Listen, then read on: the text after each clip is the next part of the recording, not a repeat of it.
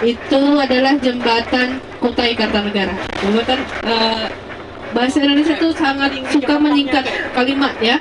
Jadi jembatan Kutai Kartanegara disingkat saja menjadi jembatan Kukar. Iya. Ini jembatan tahun 2010 lalu itu runtuh, roboh. Banyak korban juga. Jadi ya pada saat itu robohnya pas sore hari, orang pulang kerja gitu jam 4 jam 5. Kesian ya. Kemudian direnovasi lagi tahun 2015-2016 jadi. Ini sudah yang jembatan terbaru yang sudah kuat ya, kokoh ya. Kesian. Nanti balik kita ke Samarinda melewati jembatan ini.